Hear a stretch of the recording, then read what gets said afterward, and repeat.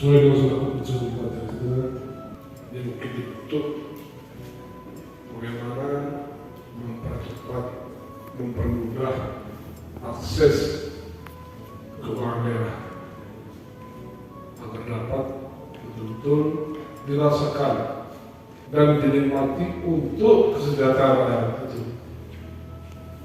Terutama di Aceh Tengah ini, bagaimana mempercepat akses keuangan daerah, terutama sektor UMKM, pertanian, pariwisata, dan lain-lain.